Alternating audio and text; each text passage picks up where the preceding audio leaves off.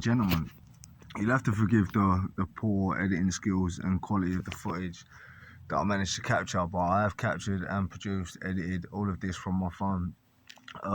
There's a great deal more footage that I did capture, but it's sadly there's wind distortion, there's lighting issues, there's probably as there is in this video, to be fair.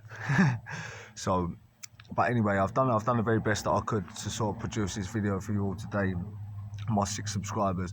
Also, thank you to anybody who subscribed to my video. Do you know the funniest thing is, yeah, I posted on all of my socials, yeah, saying this is my video, this is my channel, please view the video, subscribe to my channel. Do you know the funniest thing is, I've got about 15 views on the video and about 6 subscribers. So then you've got all of them other people who are my friends, yeah, who have gone, yeah, I'll look at that video. And they've gone on there and they've looked at the video and they thought, nah, I'm not gonna subscribe. So, but I suppose that's the nature of life. But you join me here today in sunny Gravesend. This is one of the lodgers washing on the line. There's some potatoes, little potatoes down here that I planted about a month ago. They're doing really well. So yeah, I just sort of wanted to quickly produce this video to sort of try and clarify the fact that it is early days. I've had this channel for about a week and I'm sort of learning as I go along. So trust that things will get better as we go along. And to anybody who supported me so far and you've subscribed to my channel and you've viewed my first video, if you can even call it a video, thank you so much to you. And there's going to be plenty more videos along the way, and there's going to be plenty of good content, lots of laughs, and I've got a lot of plans. That's another thing. I've got a lot of plans for the direction that I want to take the channel in, and it's not so much in the direction of the channel that the channel's going in now. I have greater plans for the future of the channel, so just stick around for that. So it will get better, I can guarantee you that much.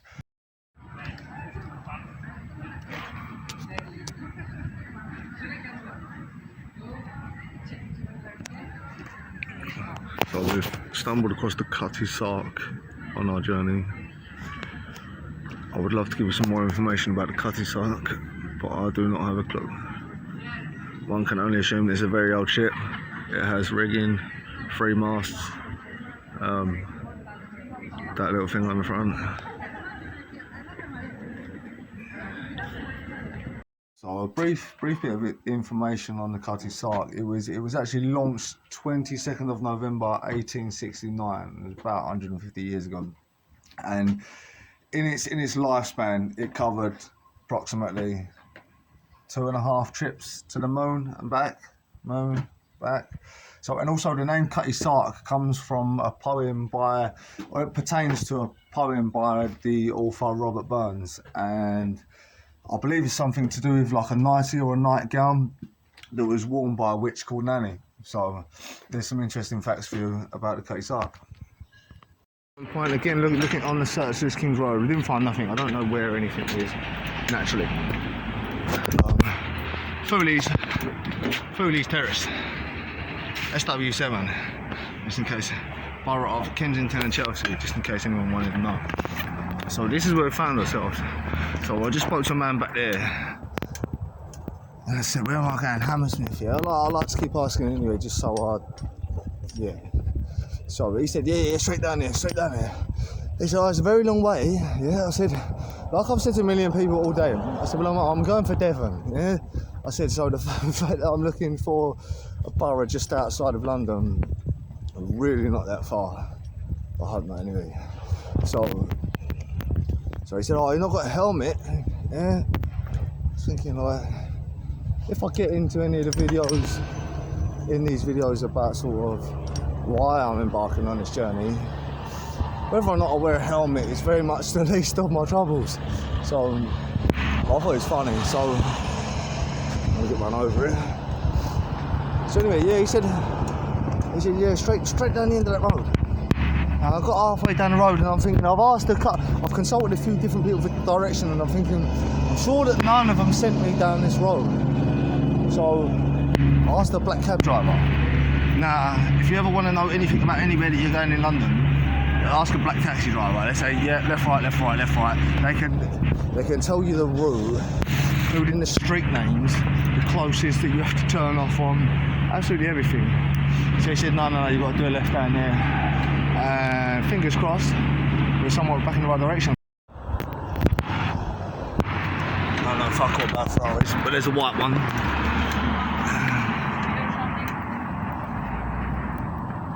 There's a black one, soft top, and there's a grey silver one. So I think that it's best that I cover this. I'm somewhat hesitant as to whether I should, but the story's not the story unless I do. So this is the sleeping arrangements for this evening. I'm outside Morrison's. It's at the front of Morrison's restaurant, and we've got the cardboard there. I've got a sleeping bag. I've got my stuff in the bags. This video was cut short. I was approached by a gentleman about 1 o'clock in the morning, bearing in mind I was sleeping outside Morrison's, and he's proceeded to come sit down beside me and sort of engage me in a conversation. So that was that. We sat there having the most enlightening conversation at 1 o'clock in the morning while I was trying to get my head down, while he sat there and smoked crack pipes. so I was sitting there trying to get my head down, and he was sitting there giving it that every 2 minutes. But it was just another part of the interesting journey. It's just you meet all sorts out there. But the funny part about that story is I did wake up in the morning and there was like 5 bags of chocolate there. So by all accounts, it might have been from him. So that's the thing. You can't necessarily judge people whether they're smoking crack pipes or not. But that's just a brief bit of info on why that video there got cut short. But also we're gonna skip to the next video, which was when I actually managed to make it down to Ilfracombe. So enjoy it. I'm gonna get myself a GoPro camera and I'm gonna get back up London so you can see literally everything there's to be seen. But as you can probably hear in the background, we've got bye bye Boris, goodbye. Apparently the public like that one. But when I spoke to one of the people about why are we sitting here shouting right outside the House of Parliament, so they can hear, they know we're here, I don't think Boris cares. If I had my GoPro, because it'd be mounted on my chest, we could go over there and we could get the inside story, as opposed to having to go, no sir, you don't mind being on camera, yeah, and giving all that. But I've seen so much stuff since I've been up here these couple of days. But yeah, what we're gonna do is we're gonna get a GoPro camera on and then get back up here and show you all the interesting stuff that there is to be seen. So there we have it, Lee Delamere via the M4. There's the push bike, we're going to leave it. It's sad to see it go. It's served me well along my journey, but nonetheless we must continue onwards. So yeah. This next video also, to give you a bit of information, I hitched a ride with this couple, very wealthy couple, very upper class couple who had a house in Pimlico, and they was going down to stay in their retreat house down in Dorset, whatever you want to call it. So as it was, they dropped me on the side of the motorway on a slit road, and anybody who knows motorways, you can't walk down a motorway, it's highly illegal. As I found out several times when I got the police pull up on me, that was one of them. So yeah, they was in the services, and the splitter was falling off, hanging off the underside of their car. It's holding on by like 3 bolts. So before I'd even asked for a lift, he said, is there a mechanic around here? Is there a mechanic? You're on a services on the side of the motorway. What do you think? So I got straight down there underneath the car. There was grease and fucking shit and whatever fucking other fucking detritus that was down there on the floor. So I got down there and I was caked in it, which you might see from some of my videos. So some of these videos you're about to see. So then I took the splitter off, we put that in the boat, and they said, where you going now? I said, I'm hitchhiking. I said, I'm trying to make Devon, and and whatnot. So then, as I say, the whole of the sort of journey was just incredibly awkward. It was incredibly awkward. And to be honest, I don't think that they could wait to get me out of the car quick enough. So yeah, that gives you some idea to that little leg of the journey. Another quick point. I don't know what anyone might think about me. I know what I am and whatever. So I try and use the best vocabulary that I can. I try and keep expanding my vocabulary, but sadly, I don't talk properly. I don't pronounce words correctly. We miss A's and E's and I's and O's and U's and fucking B's and C's. Any letter that can be dropped from the English language, I drop it. So this is the thing. So when I'm in there and I try and speak. Naturally, I speak politely, but as an example, use a word like etiquette, etiquette, it's a fucking whatever, yeah? Right? Anyone knows I say, oh, he's got good etiquette, yeah? Etiquette, yeah? You know what I mean? He's got etiquette, yeah? So then, I said something like that in the car, and he didn't understand what I was saying. So I said, oh darling, he said etiquette, yeah? Right? Now this is the thing. So obviously, I'm fucking poor, yeah? And this is the difference between the rich and the poor, yeah? So they come from money, they come from a good education, they come from a world where they don't drop no letters, yeah? So you can have the fucking most expensive vocabulary on God's fucking green earth. If you talk like a cunt and you don't fit in. So you're aware for the whole period of time that you're somewhat being judged because you sound like the common folk. and this is the interesting thing. It's what I said about these people. And I said, oh, a lovely day, innit? And they look at you fucking like you're going to rob them, yeah?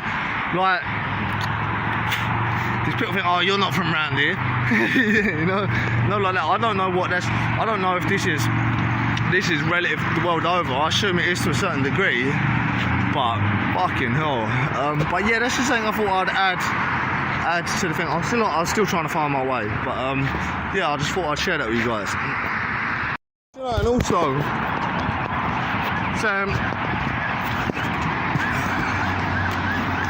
man's wife said,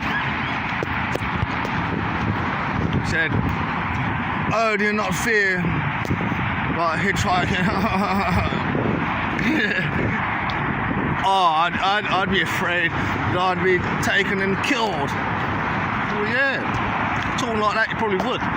You know, oh, this cunt's got some money, should we just fucking kidnap her and hold her at ransom? And that's a generalisation. That's not the truth, but I'd be more concerned to be travelling as a hitchhiker if I spoke like that than I would speaking as I do. So, I think that it's best that I cover this. I'm somewhat hesitant as to whether I should, but the story's not the story unless I do. So this is the sleeping arrangements for this evening. I'm outside Morrison's.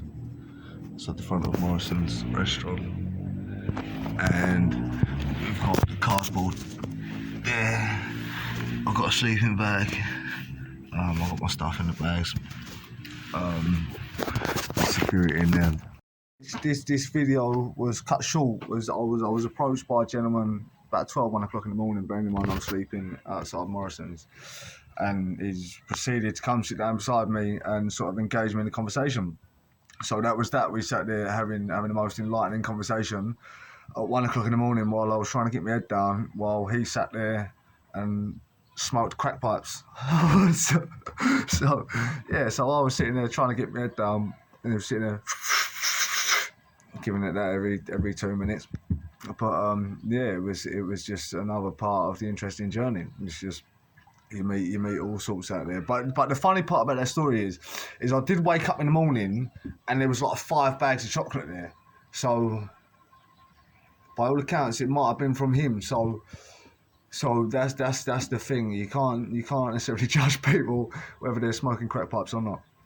But yeah, that's just a brief bit of info on why that video there got cut short. But also we're gonna skip to the next video, which was when I actually managed to make it down to Ilfracombe. So enjoy. Gentlemen, we've made it. I am in, I believe, Ilfracombe at the minute. I just got a lift with my friend Tucker. I had to meet him at a place called Bridgewater. I had to meet him. I had hitchhiked to Bridgewater, and then I got a lift with him. Bless him, and he's brought me here. But we are at what feels like the end of the world now.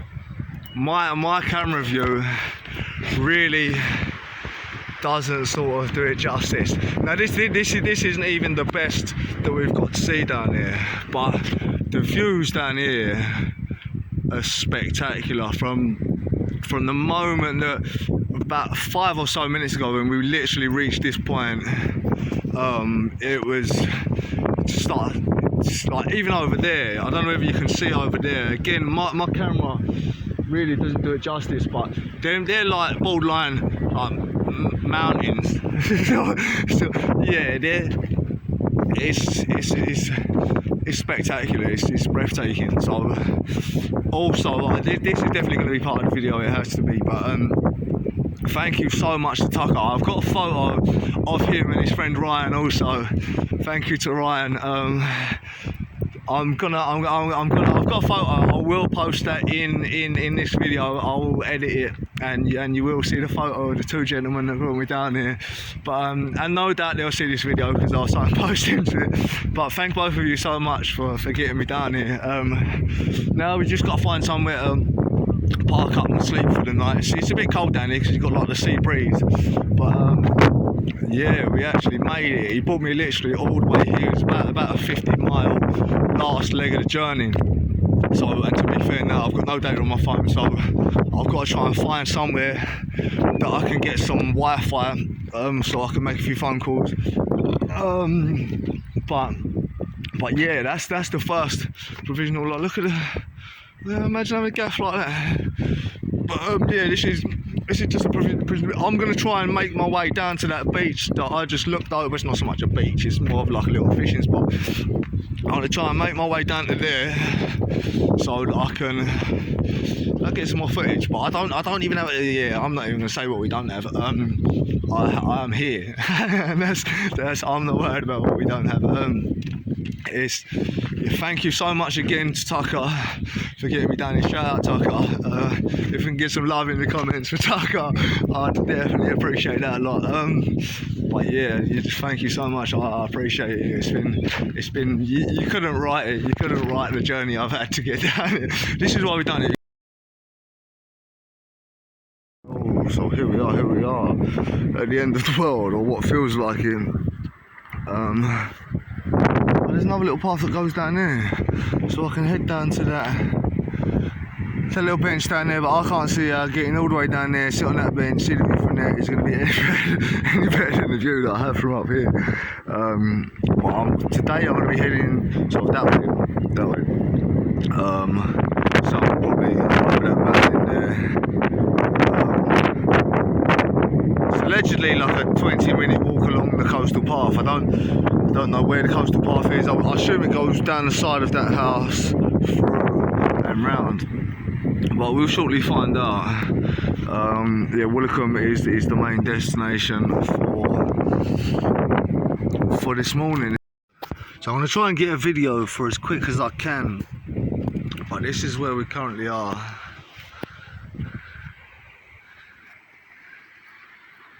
But just over